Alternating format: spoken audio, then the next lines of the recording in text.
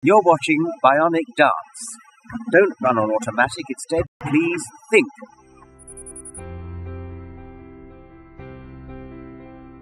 Wow, a professor of science! I want to learn science. Take his class on science. I'm sure he can cover it all. It doesn't take a lot of research, a quick hop over to the University of Oxford's website to discover that he only teaches math there and not science. It says that he lectures on science, except he doesn't even do that. He lectures philosophy of science and the science-religion debate. Whoever made this video either didn't do their homework or is trying to make Lenny here look more awesome than he is. And I'm sure his degree in math really comes in handy when showing God exists. 1 + 1 = Jehovah, right? Let's do this.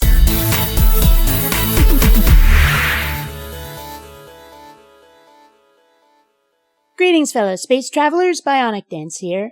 So, Professor John Lennox. He seems like a nice, grandfatherly type, which probably makes some people want to cut him a lot more slack.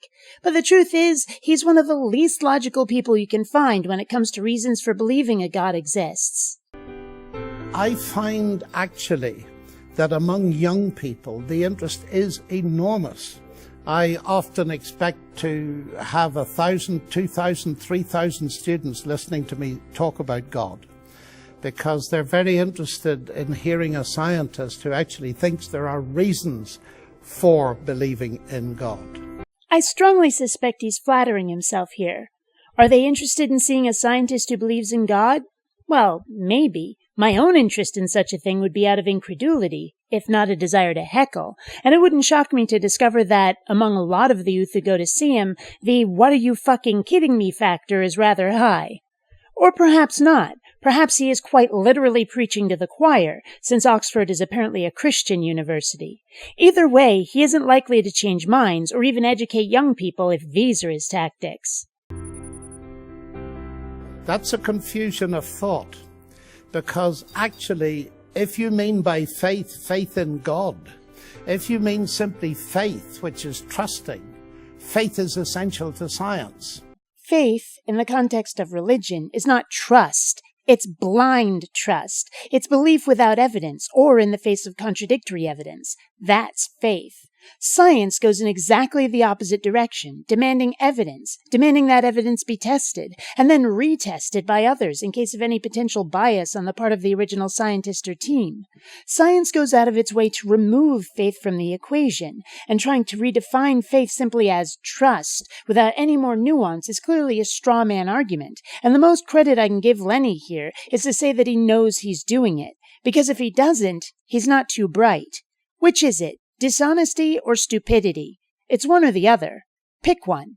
In the 16th and 17th century, modern science started in Europe with Galileo, Kepler, Newton, all of whom believed in God. Hundreds of years ago, when scientists like William Herschel genuinely thought that not only were the moon and Mars inhabited, but that the sun was hollow and its interior was also populated by life forms. The 16th and 17th centuries, when they didn't have vaccines yet, when Galileo was at odds with the Catholic Church because they thought he was stomping on Christian beliefs. These are the models upon which he wants to base his argument, that in a time of superstition, a time when scientific progress was, if not in its infancy, at least a very fussy preschool age, men who believed in God should be today's standard. What he doesn't seem to realize, or about which he doesn't care, is that there is this little thing called progress, and the completely wackadoodle beliefs people had centuries ago probably shouldn't be our starting point for understanding the universe today.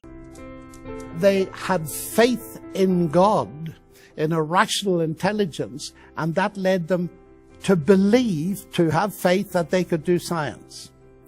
You see, it's important to realize that science and faith are not two different categories. Faith in God and faith in science belong very closely together, because I believe both of them are grounded in evidence. Okay then, present me with the same evidence for God as we have for, let's pick something else invisible and intangible, say, X-rays. Let's see the evidence for God that's as good and solid as we have for quarks or leptons. You simply cannot equate science and religion. Religion expects you to believe without the kind of evidence science expects you to have before anybody will reasonably grant your blatherings even a scrap of credence. And now to claim they're both grounded in evidence? This sounds like someone doing their damnedest to grab for whatever legitimacy they can for a position they know doesn't hold up as well as they'd like. If I say I believe X, I have faith in X, your next question ought to be, on what basis? And you see, it's very interesting. Every scientist is a believer. I, as a scientist, believe that science can be done. I believe the universe is rationally intelligible. And this is nothing but word games. It doesn't matter if you believe, if you are convinced, if you're confident. What matters is why. What matters is whether you could convince an impartial party that your points and conclusions are rational and grounded in evidence. Science very specifically makes convincing people in that manner a priority. Religion very specifically tells you to believe regardless of whether those criteria have been met. Indeed, religion tells you that your belief is better without it. You can throw the word believe around all you like, but it won't make science and religion equivalent just because you can find a way to apply it to both. Science hasn't buried God. That's actually a false formulation. Many people like Dawkins and Hawking think that I, as a Christian, believe in that kind of God who disappears with the advance of science. But the Bible does not start with the words, in the beginning, God created the bits of the universe I don't understand. It starts with the words, in the beginning, God created the heavens and the earth, the whole show. So my God does not disappear with the advance of science. The Bible is not evidence. The Bible is the hypothesis. It's what needs proving. And when someone says that science has buried God, it doesn't mean God once existed and has slowly disappeared, robbed of his power, over time as our understanding of the universe has grown. It means that science has made the claims of religion superfluous, even rendered them clearly false. God is dead and buried because science has shown religion to be no less a fairy tale than Snow White or Jack and the Beanstalk. Atheism doesn't solve the problem. It does in a way intellectually. People say that's just the way the universe is and we have to face it. But it doesn't remove the suffering. It does remove all hope because by definition, atheism is a hopeless faith. And atheism isn't supposed to get rid of suffering. That's not the point of the problem of suffering, also known as the problem of evil. Is suffering a problem? You bet. But the problem of suffering argument is about the fact that the Abrahamic God is allegedly all-knowing, all-powerful, and all-loving, yet he allows suffering to exist, meaning either he doesn't love us enough to stop it, doesn't know it's happening, doesn't have the power to stop it, or some combination of the above. It's an obvious contradiction, and thus a very valid argument against one of the gods that has been claimed to exist. If that god just had a few flaws, wasn't supposed to be 100% perfect, the fucker would be a lot more difficult to debunk.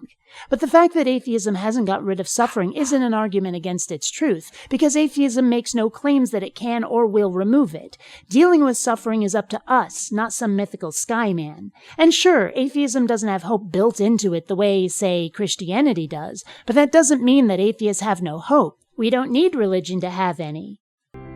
Surely a good God could do this and that, and he could have made a world in which there was no evil. Of course he could, but we wouldn't be in it. Unless this is an admission that your God is not all-loving, that's really not an answer to the problem of evil. Like I said, either admit your God isn't perfect, or admit your scripture doesn't describe him accurately. If you're not going to say he doesn't exist, then it's one or the other. One of the reasons I am a Christian, because atheism has no forgiveness, of course, and no ultimate justice. So you're a Christian and not an atheist because Christianity has something you want that atheism lacks. Let me put it another way. You've decided to believe that a God exists because otherwise you might have to accept a world that doesn't go your way. Does this sound logical and fact-based to anybody else, or does it sound more like wishful thinking coupled with a hefty dose of denial? I want every day and every year to be a year of mercy, and I'm glad to see that emphasis, because this is the Christian gospel. God in his grace has shown mercy to us. It's not something I deserve, it's something God offers. So what we've heard so far is that centuries-dead scientists believed in God, which somehow makes belief legitimate. We've heard that both science and religion are faith-based and completely the same, that scientists are believers, equated with religious believers, that atheism removes all hope and thus God is the better choice, that Christianity comes with justice and forgiveness and thus it's the right choice. But the thing is, you cannot prefer God into existence. Just because a universe with God in it does a better job of floating your ducky doesn't make it true. This entire video has been nothing but word games and wishful thinking, and yet, almost certainly, there are people out there listening to Lenny who are nodding their heads and saying the man has a point, because they like what he says, and not because he's got the facts on his side. Until next time, fellow space travelers, this is BionicDance saying don't run on automatic. Instead, please think.